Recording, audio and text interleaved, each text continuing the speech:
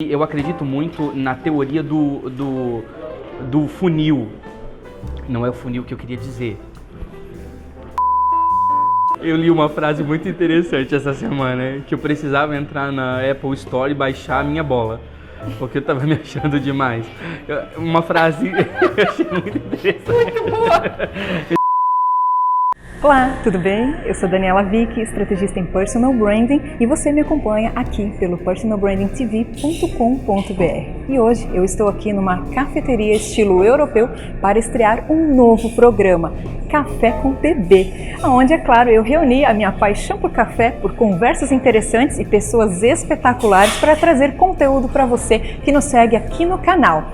Então fica com a gente e vem conhecer o primeiro entrevistado e o primeiro assunto desse quadro para você levar a sua marca pessoal para o próximo nível. Vem comigo!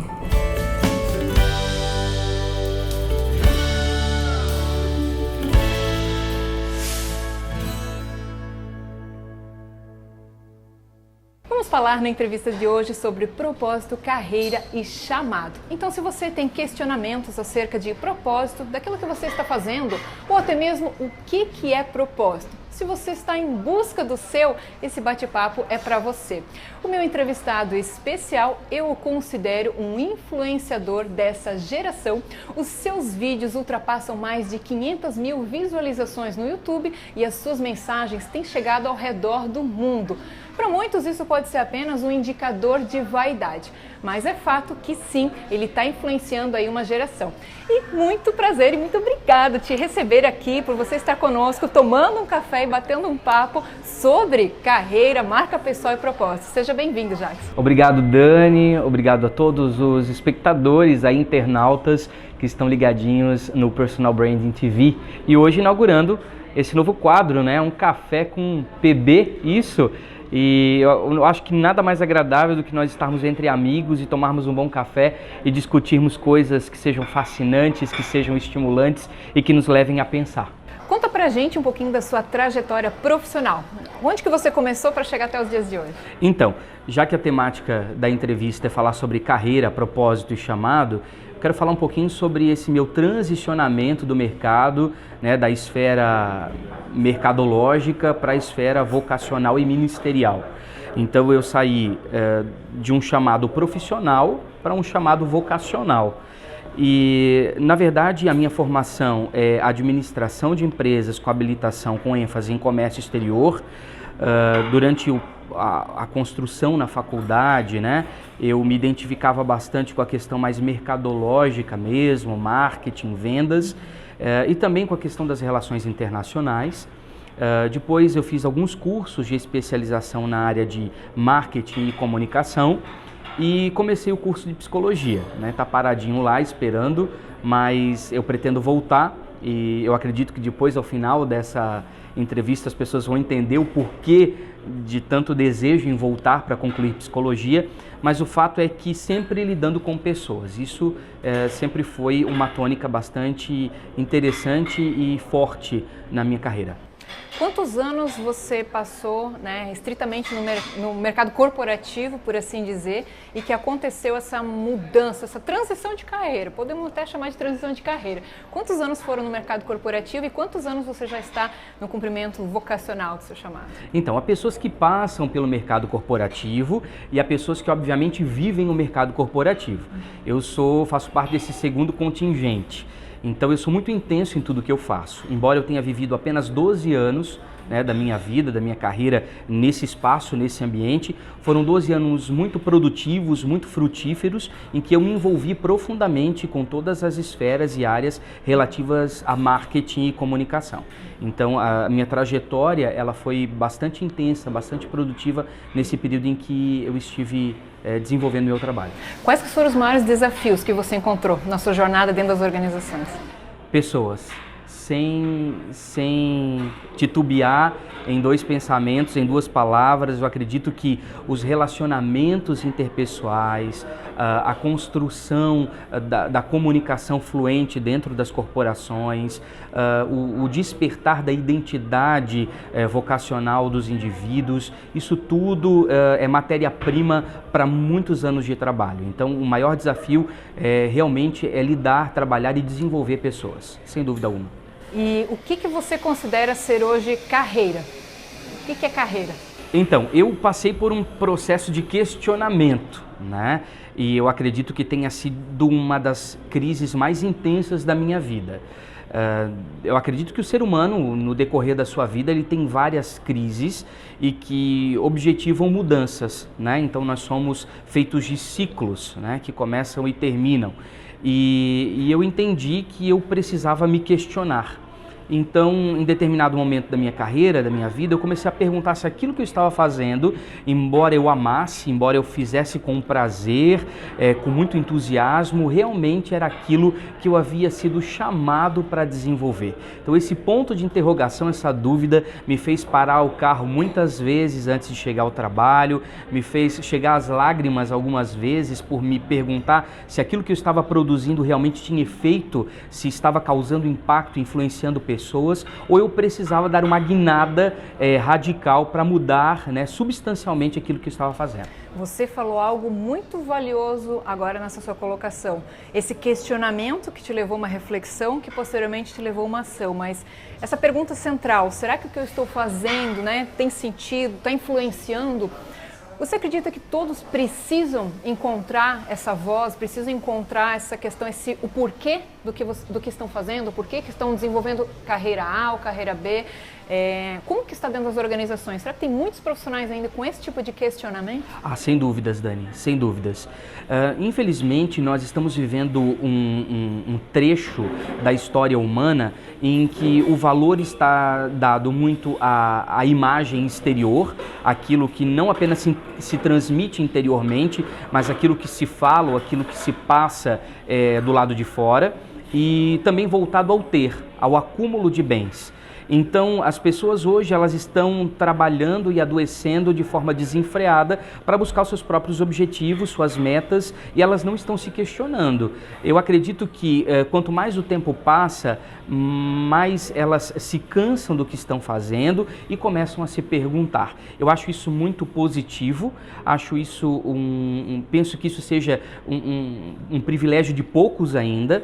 As pessoas elas ainda estão acostumadas a viver no piloto automático, sem se perguntar, deixando realmente as situações da vida, as circunstâncias conduzirem as suas escolhas, mas ainda não estão fazendo as perguntas corretas. E tem até uma frase que fala, né, que o que rege o mundo não são as respostas, são as perguntas. São as perguntas. É o que move, né? Nós somos muito afoitos em talvez fazer perguntas aos outros, mas poucas vezes nos fizemos perguntas. E fazer a pergunta certa para si mesmo, eu acho que é a chave de tudo. Você falou algo muito bacana, quando a gente fala, inclusive, sobre personal branding, e muitas pessoas podem achar que trata-se apenas da imagem, né? Desse processo externo, do que as pessoas percebem.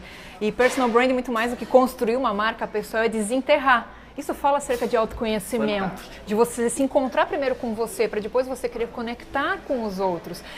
Na sua fala, eu acredito que até possa desencadear o que a gente está vivendo aí do mal do século, que é a ansiedade, né? Doenças psicossomáticas, sim, uma série de coisas, por estar preso no corre-corre do dia e sem muitas vezes questionar o propósito do que se faz. O que você acha? Então, na verdade, vou falar de conhecimento de causa. Porque quando eu passei por toda essa crise de questionamento, eu estava justamente nesse ponto. Eu havia adoecido fisicamente e emocionalmente por conta de eu estar desenvolvendo algo que não falava mais ao meu coração, que não era a resposta que eu pretendia dar à vida.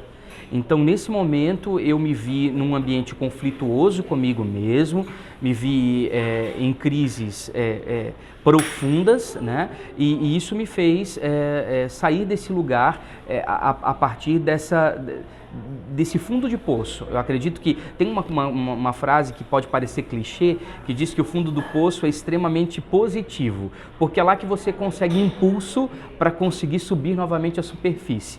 eu acho que eu cheguei nesse lugar para poder questionar acerca do que eu precisava fazer em relação à minha vida. Olha que interessante. Hoje nós temos aí uma demanda, né, de pessoas procurando por literaturas, por exemplo, que se relacionam à gestão das emoções. Sim. Ou à inteligência emocional. Temos grandes autores renomados como Daniel Goleman, o próprio Augusto Cury, sim, que são referências na área. E como que nós podemos falar, será que, claro, é óbvio o valor e a importância da gestão das emoções, mas será que não existe um tipo de inteligência que é a inteligência espiritual e que talvez essa questão também esteja faltando um pouco para o ser humano encontrar esse equilíbrio, encontrar esse centro, tomada de decisão? Com certeza. E talvez seja a minha proposta nesse café nessa tarde, né? Não apenas nós questionarmos do ponto de vista ambiental, circunstancial, não perguntarmos de que maneira nós conversamos interiormente com todo esse aparato, né, que a vida oferece do lado de fora, mas a nossa conexão com o divino, a nossa conexão com aquilo que nós poderíamos chamar de sobrenatural. Na verdade, aquilo que vai fazer ressuscitar a sua verdadeira espiritualidade, a sua verdadeira essência. Esse lugar, ele precisa ser acessado, ele precisa ser alcançado, porque ali estão todas as respostas que você precisa para que as coisas fiquem claras em relação ao seu propósito de vida. E é interessante que algumas pessoas alcançam isso cedo. Não é uma questão de idade, né? Algumas alcançam isso mais cedo. Sim. E algumas alcançam isso mais tarde na sua vida. O que eu tenho observado, Dani, é que eu acredito que algumas gerações hoje, elas estão despertando para essa consciência. E fazendo isso, elas já estão de alguma maneira sacudindo seus filhos, alertando as próximas gerações e não querendo colocar sobre os seus ombros, imputando uma responsabilidade que essa geração sabe que eles não vão dar conta, não vão dar resposta. Então, eu tenho ouvido muitos pais, ao educar os seus filhos, querendo saber já desde a tenridade qual é a sua inclinação vocacional, quais são as suas aptidões, quais são seus dons, seus talentos, e de alguma maneira dirigir os seus filhos, orientar os seus filhos através de uma educação formal, a que eles realmente deem uma resposta para isso que eles têm como traço mais marcante na sua personalidade. Excelente. Quando a gente fala de propósito, o que é propósito? Se trata de descobrir o propósito ou de criar um propósito? Vamos polemizar aqui um pouco. Eu acredito que as duas coisas. Eu acho que primeiro você precisa descobri-lo, né? Eu acho que essa não é uma tarefa fácil, né? Você pode fazer isso das duas maneiras. Você pode fazer isso do jeito fácil, né, com todas as ferramentas que você também no seu canal oportuniza, e também pode fazer isso do jeito difícil, que foi o jeito que eu encontrei para fazer. Hoje nós temos uma variedade de profissionais excelentes que estão à disposição no mercado, que podem nos ajudar consideravelmente a tirar esse lacre do propósito para que a gente possa descobrir a essência. Mas antes isso não era uma realidade, então nós tínhamos que recorrer a alguns caminhos que talvez eram até inviáveis, né? Como, por exemplo, passar por essa crise de que eu mencionei. Agora, Dani, é importante que você entenda o princípio de tudo. Quando nós, e essa é a área que eu defendo, né? Quando nós pensamos na questão do propósito teológico, ou quando você não tem um egocentrismo, mas você tem uma teocracia, você entende que você não está na direção da sua vida. As escolhas que você faz, elas não são somente suas. Existe um plano A ser descoberto, e esse plano A ele é desenhado na eternidade por Deus. Em Gênesis, quando Deus ele se refere a Adão, a sua criação, e após a queda do homem, Deus ele vem até o jardim, onde Adão estava todos os dias na viração do dia, tendo aquele bate-papo de intimidade com Deus, e o próprio Deus o chama e pergunta: Adão, onde tu estás? Eu acredito que essa é a grande pergunta que nós precisamos nos fazer todos os dias. Onde nós estamos? Para que a gente possa se situar nesse mapa da vida. Deus está constantemente perguntando onde nós estamos. Porque onde nós estivermos vai definir o que nós estamos fazendo. Então, em primeira instância, chamado é quando Deus ele te chama a algo. Existe na eternidade um plano, um desenho, algo que Deus criou em riqueza de detalhes e que Ele chama de plano A. E nós precisamos descobrir este propósito para depois então começar a executá-lo. Então o primeiro passo seria justamente nós descobrirmos qual é a vontade do Eterno para as nossas vidas e posteriormente começarmos a caminhar dentro dessas diretrizes. Você falou sobre vocação e é um assunto que interessa muitos profissionais até no início de carreira. Tem até profissionais, coaches de carreira, entre outros, que auxiliam, né, a descobrir um chamado vocação, uma vocação, né? Para que eu sirvo? Que carreira que eu vou seguir? Agora, qual que é a grande diferença entre chamado e vocação? Então, chamado e vocação, acredito que seja a jornada, né? Essa caminhada que a gente vai construindo. Há muitas pessoas que têm certeza, convicção absoluta de que aquilo que elas escolheram para fazer é realmente o seu chamado, a sua vocação. Entretanto, no passar dos dias, quando ela vai tendo contato pessoal com essas áreas de influência, ela vai sendo transformada e vai se abrindo um leque de novas oportunidades para que ela possa aproveitá-las. E então vai se construindo uma caminhada. Mas nós não podemos achar que vocação e propósito são a mesma coisa. Eu acredito que vocação parte daquilo que Deus está nos chamando para fazer e propósito está naquilo onde Deus quer que eu chegue, onde Deus quer me levar. Propósito está muito mais ligado ao objetivo de vida, enquanto o chamado está ligado à essência de vida. O chamado é algo interior e propósito é algo que você desenvolve, que você constrói a partir disso. Um aspecto muito bacana para a gente conversar, e eu queria muito ouvir a sua opinião, e mais uma vez eu volto àquele tema, a questão da imagem, né? Quando a gente fala de personal brand, identidade, imagem e reputação. São 3 níveis. Claro. Quando a gente está falando aqui de propósito, de tudo isso, está muito acerca da identidade, né? Imagem, aquilo que você projeta para o mercado, e a reputação que os outros, por sua vez, falam acerca de nós. Do que se trata a identidade de uma pessoa? Então, acredito que coerência. Eu acho que não existe outra palavra, eu penso que não exista outra palavra que consiga resumir o que é identidade a não ser coerência.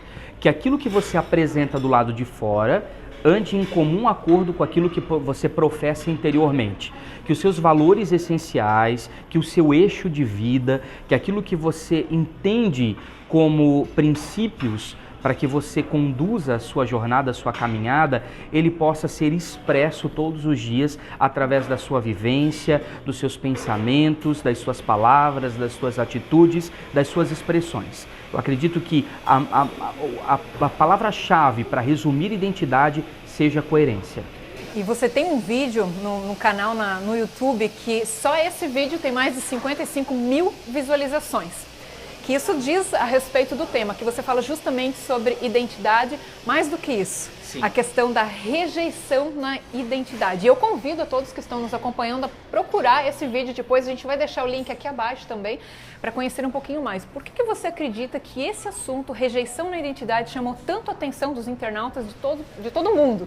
Porque eu acredito, Dani, que hoje as pessoas constroem a sua identidade naquilo que as outras pessoas esperam delas.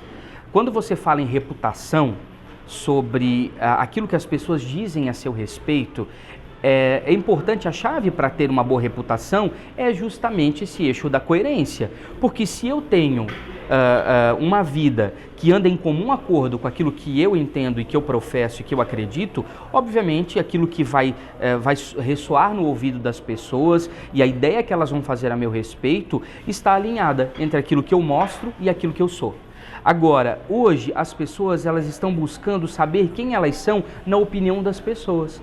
E num certo momento das nossas vidas, na construção da nossa personalidade, nós temos algumas figuras que são muito importantes, que são os pais, são os modelos de autoridade, são pessoas que transitam pela nossa construção e que vão nos dizendo quem nós somos, e nós vamos construindo com base nisso.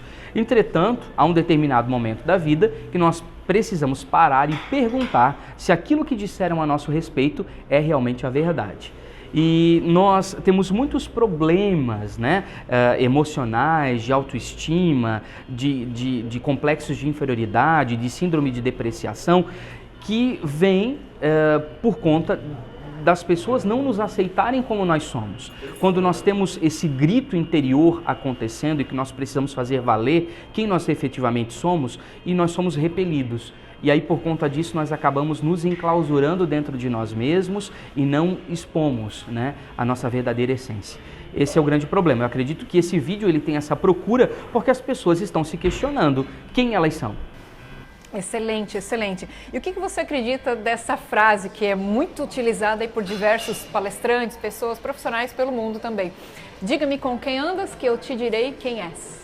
Bom, Dani, quando nós ouvimos uma pergunta como essa, nós já lembramos das frases corriqueiras que os nossos pais diziam na nossa infância, tentando de alguma maneira proibir algum tipo de companhia, porque isso poderia de alguma maneira corromper os nossos valores e os nossos princípios. Essa é uma verdade, sim. Entretanto, nós não podemos nos esquecer que o Machia, né, Jesus Cristo, o ungido, o enviado de Deus, ele andava com todos, ele não tinha distinção de pessoas, de cultura, de credos, enfim, ele era acessível a todas as pessoas. Ele influenciava as pessoas e de alguma maneira essas pessoas também o influenciavam. O transformando em alguém mais tolerante, mais paciente, mais amável, mais compreensivo, mais compassivo, e eu acredito que todas as pessoas que estão ao nosso derredor acabam nos transformando de alguma maneira. Nós precisamos ter um sistema seletivo de acordo com as perguntas que a gente faz às pessoas e às circunstâncias, para que a gente possa absorver somente aquilo que possa colaborar com o nosso desenvolvimento, com o nosso crescimento e conseguir de alguma maneira excluir, né, tudo aquilo que de alguma maneira compromete o nosso crescimento, o nosso desenvolvimento. Eu gosto muito de fazer uma analogia entre crescer e desenvolver. Quando nós apenas crescemos, nós temos uma vida meio ao Deus dará. Um exemplo básico. Quando eu levo meu filho de 7 anos ao pediatra, ele avalia o desenvolvimento do meu filho, não apenas o crescimento. Agora, quando a gente desenvolve de uma maneira planejada, fazendo as perguntas certas, buscando os recursos corretos, aprendendo a se desenvolver com as pessoas e com as situações da maneira correta. Uma cidade, por exemplo, que ela apenas cresce, ela cresce sem qualquer tipo de critério. Entretanto, quando você desenvolve, você tem uma cidade planejada, que pensa o bem-estar da população, tanto socialmente quanto culturalmente, enfim, todas as esferas e áreas, essa população ela é bem-sucedida. Você trouxe algo bem interessante à mesa, que é a questão do crescimento e desenvolvimento. E eu, claro, quero trazer isso aqui no aspecto do personal branding. E nós estamos numa era que todo mundo quer ter visibilidade, mais do que isso, autoridade. Sim. E se a gente olhar para o marketing digital, para a internet como um todo ali, você vê até muitas vezes cursos de autoridade express sendo vendidos. Verdade. Ou seja, como você, né, tem autoridade em 3 passos, como você em 48 horas é considerado o guru das galáxias, né? Enfim, Sim. Parece que há uma necessidade que só se eu for muito amado pela audiência, se eu tiver milhões de visualizações, curtidas, se eu tiver... Eu não sei exatamente o que acontece num aspecto psicológico, né, explicando, sim, mas pelo que eu entendo, a autoridade ela não passa pela visibilidade online. Né? Eu conheço muitos profissionais, executivos que têm negócios rentáveis, que são pessoas influentes, que são pessoas com ótima reputação e que não passam pela internet. Agora, nós estamos nessa era tecnológica que não dá mais para ignorar, dizer que não faz parte de nós. Como que você percebe, nesse paralelo de crescimento e desenvolvimento, essa questão de autoridade? Né? O que confere autoridade a uma pessoa? Para que ela tenha credibilidade, para que a sua voz seja ouvida. Sim, aquela que realmente desenvolveu, não aquela que apenas cresceu. Voltando nas primeiras perguntas que nós fizemos nessa entrevista, você me questionava acerca do questionamento que eu fiz em relação à carreira. Muitas pessoas crescem, mas elas não desenvolvem.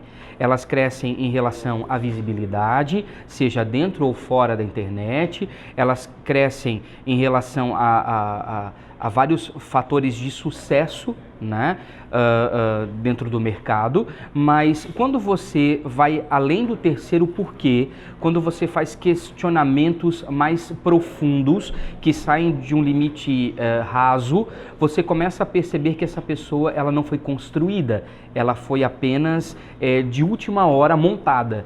Então nós precisamos ir além dessa imagem falsa que é construída para transmitir algo, né? Porque o conteúdo que essa pessoa carrega, se ela tem algo a dizer, é que vai fazer toda a diferença. E isso vem, obviamente, com as experiências, com as rotinas, com a vivência, com experimentar pessoas e situações, ouvi-las, né, e participar ativamente de todas essas portas que o mercado possibilita.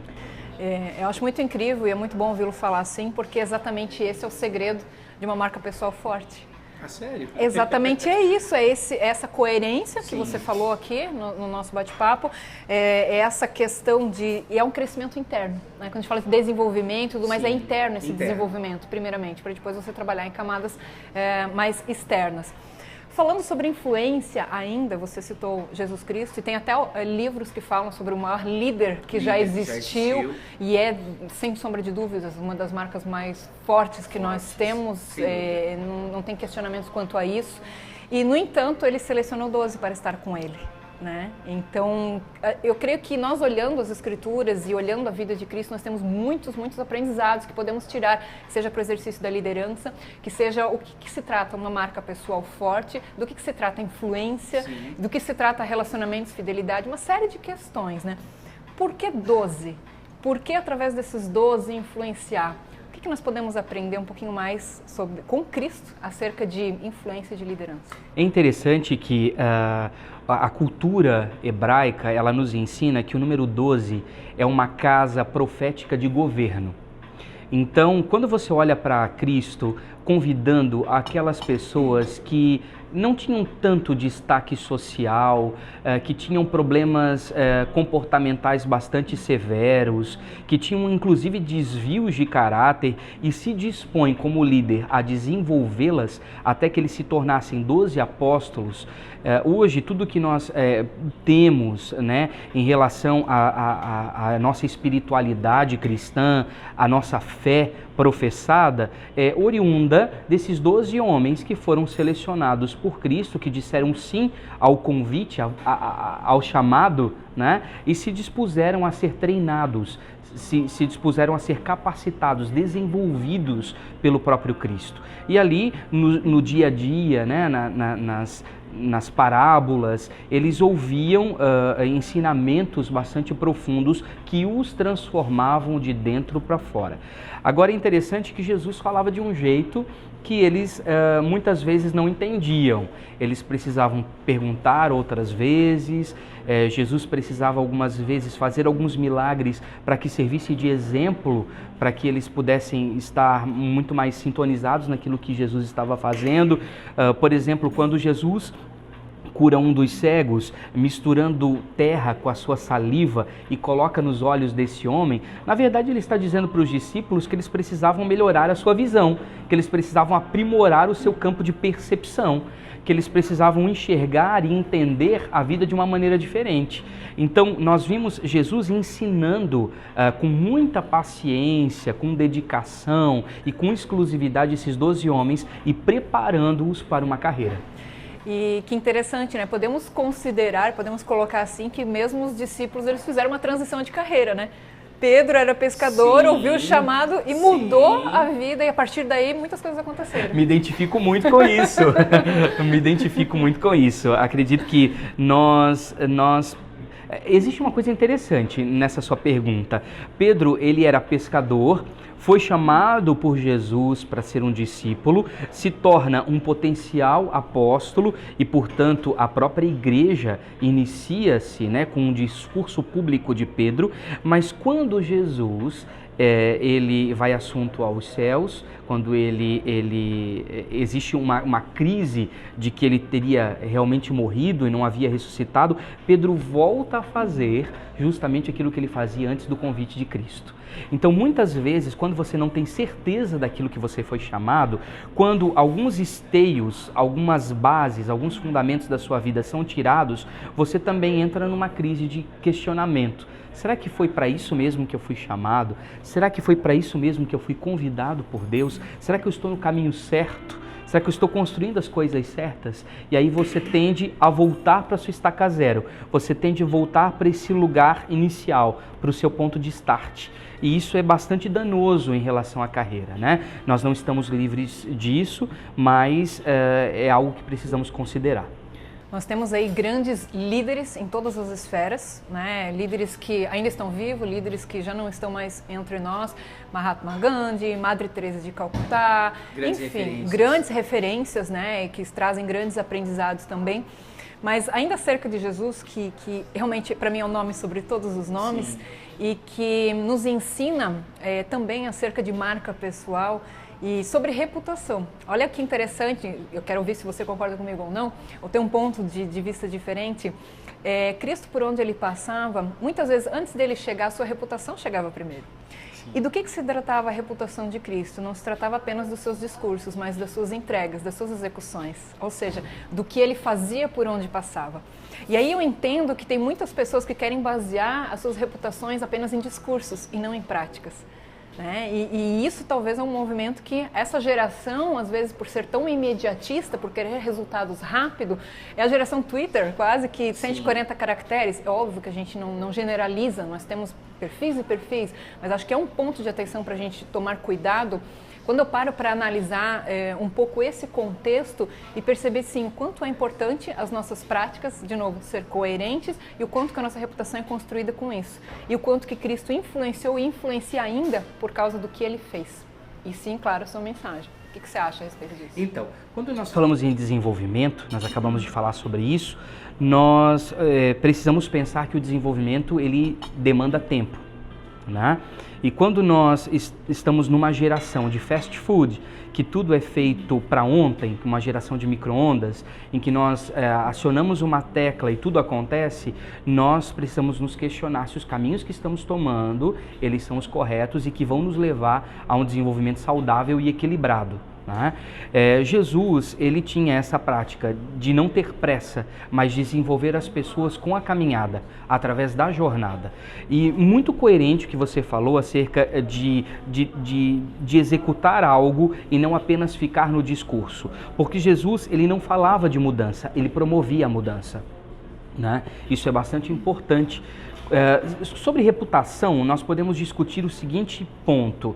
Existe uma reputação que talvez seja nociva, porque ela está estruturada em posicionamentos inadequados, e existe uma reputação que ela, embora seja negativa, ela, embora pareça ser nociva, ela é necessária, porque você de alguma maneira está propondo uma mudança e vai incomodar as pessoas que estão numa zona de conforto. Dá um exemplo pra gente, para o pessoal entender melhor. Não gosto muito da palavra zona de conforto, te confesso, porque eu acredito que conforto é uma rede, é um lugar agradável, é um lugar aprazível, um lugar de ócio em que você ativa a criatividade. E zona de conforto, sob o meu ponto de vista, não tem nada a ver com um lugar bom de se estar. É um lugar muito complicado, né, de inércia, né, de paralisação, em que os seus dons, seus talentos estão trancafiados. Então nós precisamos nos questionar, inclusive, com essas nomenclaturas que a gente dá. Mas se falando de zona de conforto, quando você propõe uma mudança, muitas pessoas querem encaixar esse novo em um pensamento inadequado, ultrapassado, o que nós dissemos velho. A Bíblia Sagrada nos ensina que nós não podemos derramar vinho novo sobre odres velhos. Odre é o recipiente que suporta o vinho. Quando o vinho começa a fermentar, se você não tem uma estrutura que causa estabilidade, isso vai ruir. isso vai se estragar e, obviamente, o vinho vai se perder. Então, para nós não perdermos o aspecto positivo da mudança, nós precisamos nos questionar se o ambiente que nós estamos construindo, ele está adequado àquilo que está vindo, se ele está preparado para aquilo que está vindo. Nós não podemos pensar em coisas novas com estruturas e sistemas que ainda não foram transformados interiormente. Legal. Vamos fazer uma pausa para o café e a Claro. gente continua? Vamos lá. Então, mentira. Isso está virando outro tipo de programa de culinária. Eu acredito muito na teoria... Eu não aguentei. Vamos lá, vamos lá.